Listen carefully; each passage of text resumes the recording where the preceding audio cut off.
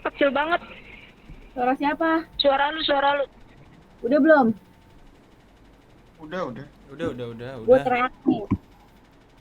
Assalamualaikum Udah. warahmatullahi wabarakatuh. Waalaikumsalam warahmatullahi wabarakatuh. Kami dari kelompok 5 akan mempresentasikan hasil diskusi kelompok kami, mata kuliah, graf dan analisis algoritma. Saya akan memperkenalkan anggota kelompok saya. Yang pertama ada saya sendiri, Faradial Nazizah. Yang kedua ada Dito Fabian. Yang ketiga ada Muhammad Fadli. Yang keempat ada Michael Hubert. Yang kelima ada Talita Jayanti. Sejarah graf. Teori graf mulai dikenal saat matematikawan kebangsaan Swiss bernama Leonhard Euler yang berhasil mengungkapkan misteri jembatan Königsberg tahun 1736. Di kota Königsberg mengalir sungai Pregel. Di sungai mengalir 2 pulau dan diantaranya terdapat jembatan yang menghubungkan. Jumlah jembatan tersebut sebanyak 7 buah. Graf yang mempresentasikan jembatan Königsberg adalah A. Simpul atau perfect, menyatakan daratan. B. Sisi atau edge, menyatakan jembatan. Definisi graf. Bagian yang memuat informasi yang diinterpretasikan secara tepat, digunakan untuk merepresentasikan objek-objek diskrit dan hubungan antara objek-objek tersebut. Tujuan graf untuk visualisasi objek agar mudah dimengerti. Jenis graf, graf berarah dan graf tidak berarah. Himpunan graf. Graf terdiri dari 2 himpunan berhingga yaitu V atau vertex graf dan E atau edge graf. Yang pertama ada titik adjacent. Titik dikatakan terhubung atau adjacent jika ada garis yang menghubungkan keduanya. Yang kedua ada graf kosong. Graf yang tidak mempunyai titik. Yang ketiga ada graf berarah atau diagraf. Graf yang semua garisnya berarah. Yang keempat ada graf tidak berarah. Graf yang semua garisnya tidak berarah. Yang berikutnya akan dibacakan oleh Talita Jayanti.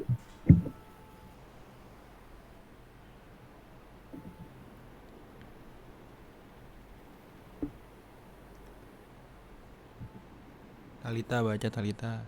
Talita Jayanti. Titik ujung garis yang berhubungan dengan satu atau dua titik. Selanjutnya, graf garis yang berhubungan dengan satu titik ujung. Yang ketujuh, garis paralel, dua garis berbeda menghubungkan di titik yang sama. Yang ke-8, titik terasing, titik yang tidak mempunyai garis yang berhubung dengan lainnya. Jenis graf berdasarkan ada tidaknya gelang atau sisi ganda pada suatu graf. Graf sederhana atau simple graf. Graf yang tidak mengandung gelang maupun sisi ganda dinamakan graf. Contohnya seperti gambar di samping. Yang kedua, graf tidak sederhana atau simple graf. Graf yang mengandung sisi ganda atau gelang dinamakan graf tak sederhana atau simple graf. Contohnya ada di gambar bawah ini. Selanjutnya, jenis graf berdasarkan jumlah simpul pada suatu graf.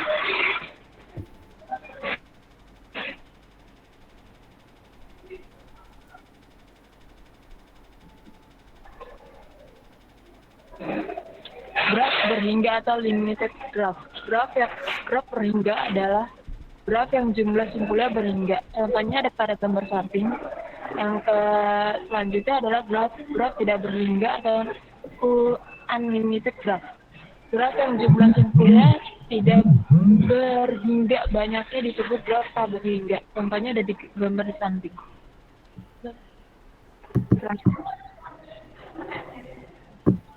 Selanjutnya adalah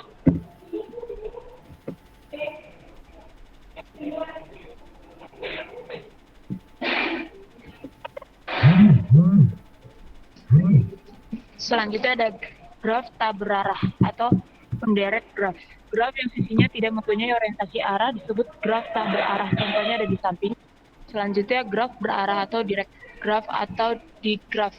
Graf yang mengandung sisi ganda atau gelang dinamakan graf tak sederhana atau simple graph. Contohnya ada di samping. Selanjutnya adalah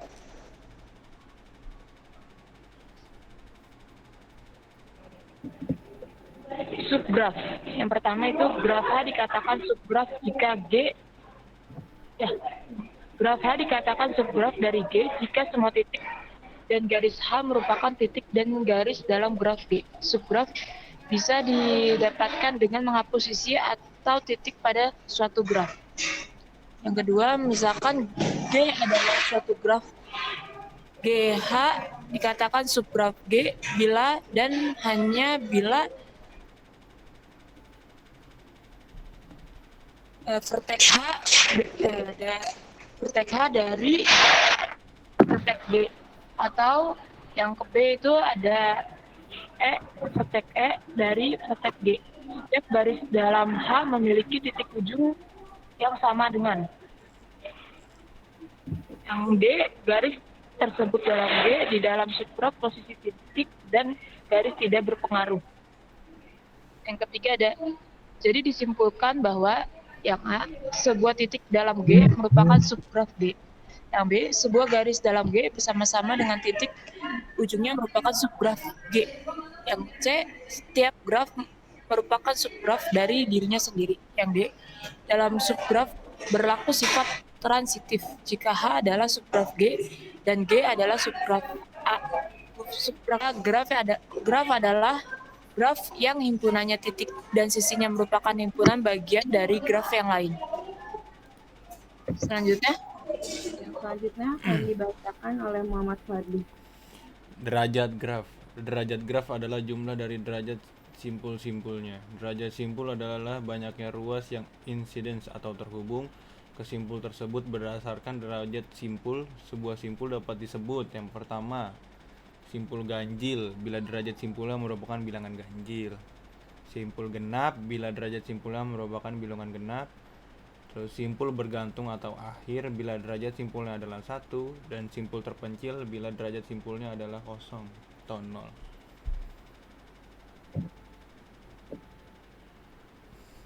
Derajat graf. Yang pertama, derajat titik. Misal titik V adalah suatu titik dalam graf G. Derajat titik V atau simbol V adalah jumlah garis yang berhubungan dengan titik V. Derajat titik yang berhubungan dengan sebuah loop adalah 2, yaitu garis suatu loop dihitung 2 kali. Kedua, derajat simpul. Derajat simpul V atau D atau per V adalah banyaknya ruas yang menghubungi V. Karena setiap ruas dihitung 2 kali ketika menentukan derajat suatu graf, maka jumlah derajat semua simpul atau suatu graf dalam kurung derajat sama dengan 2 kali banyaknya ruas graf dalam kurung atau size. Derajat graf. Derajat total. Derajat total suatu graf G adalah jumlah derajat semua titik dalam G. Derajat total suatu graf selalu genap. Terus jumlah titik derajat ganjil dalam sembarang graf, jumlah titik yang berderajat ganjil selalu genap. Terus simpul genap atau ganjil. Suatu simpul disebut genap atau ganjil tergantung apakah derajat simpul tersebut genap atau ganjil. Dan yang keenam adalah Euler graph. Jumlah derajat semua simpul sama dengan genap disebut dengan Euler graph.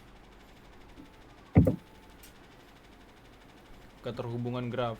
Walk atau perjalanan dalam graf G adalah barisan simpul dan ruas berganti. Sebagai contoh V1, S1, V2 dan selanjutnya. Yang pertama ada lorem ipsum. Ruas E menghubungkan simpul V dan V plus 1. Terus panjang walk.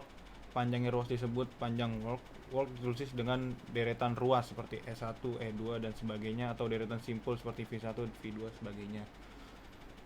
Ketiga ada walk tertutup. Walk tertutup disebut bila V1 sama dengan Vn, di mana V1 sebagai simpul awal dan Vn sebagai simpul akhir. Keterhubungan graf. Graf terhubung dan graf tidak terhubung. Berikut ketentuannya. Yang pertama, misalkan G adalah suatu graf, maka titik V dan W dalam graf G terhubung bila dan hanya bila ada walk dari V ke W. Kedua, graf G dikatakan terhubung jika dua titik di dalam G saling terhubung. Yang ketiga, graf dikatakan tidak terhubung jika dua titik di dalam G tidak saling terhubung. Yang berikutnya akan dibacakan oleh Mr. Hubert. Untuk selanjutnya keterhubungan graf. Dalam keterhubungan graf dikenal istilah sebagai berikut, yaitu walk adalah barisan simpul dan ruas. Trail, walk dengan semua ruas dalam barisan adalah berbeda. Cycle atau sirkuit, trail tertutup dengan derajat setiap simpul sama dengan 2. Path atau jalur, walk yang semua simpul dalam barisan adalah berbeda. Jadi suatu path pasti sebuah trail. Nah, selanjutnya adalah operasi pada graf. Operasi-operasi yang di dalam graf bila diketahui dua buah graf, yaitu graf 1 memiliki vertex 1, edge 1, dan graf 2 memiliki vertex 2 dan E2. Maka, 1. Gabungan graf. Gabungan graf 1 dan graf 2 adalah graf dengan himpunan V-nya sama dengan vertex 1 gabungan vertex 2. Dan himpunan E-nya adalah edge 1 gabungan edge 2. Untuk yang keduanya, irisan graf. Irisan graf 1 dan graf 2 adalah graf yang himpunan V-nya adalah vertex 1 irisan vertex 2 dan himpunan edge-nya edge 1 irisan edge 2. Untuk selanjutnya, operasi pada graf yang selanjutnya adalah selisih graf, yaitu di mana selisih graf 1 dan graf 2 adalah graf dengan himpunan V-nya sama dengan V1 dan himpunan E-nya adalah E minus E2. Selisih G2 min G1 adalah graf dengan himpunan V-nya adalah V2 dan himpunan E-nya adalah E2 minus E1. Untuk selanjutnya ada penjumlahan ring. Penjumlahan ring G1 dan G2 adalah graf yang dihasilkan dari graf 1 gabungan graf 2 dikurang graf 1 irisan graf 2 atau graf 1 minus graf 2 digabung graf 2 minus graf 1. Nah, untuk selanjutnya terdapat karakteristik dari matriks dan graf, di mana graf dapat disajikan dalam bentuk matriks.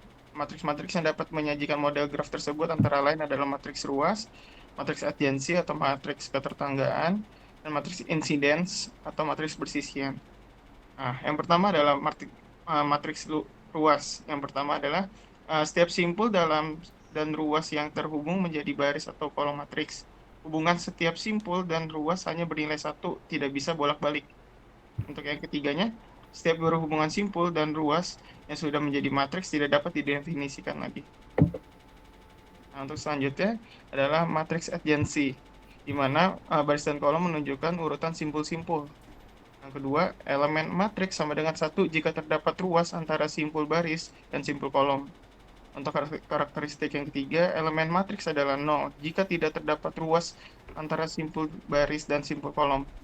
Nah, untuk yang jenis terakhir ada matriks insidence, di mana setiap simpul dan ruas yang terhubung menjadi baris atau kolom matriks. Karakteristik keduanya adalah hubungan setiap simpul dan ruas hanya bernilai 1, tidak bisa bolak-balik. Nah, untuk karakteristik yang ketiga, setiap hubungan simpul dan ruas yang sudah menjadi matriks tidak dapat didefinisikan lagi. Berikut adalah hasil dari diskusi kelompok kanan. Sekian, terima kasih. Assalamualaikum warahmatullahi wabarakatuh. Waalaikumsalam warahmatullahi wabarakatuh. Oke.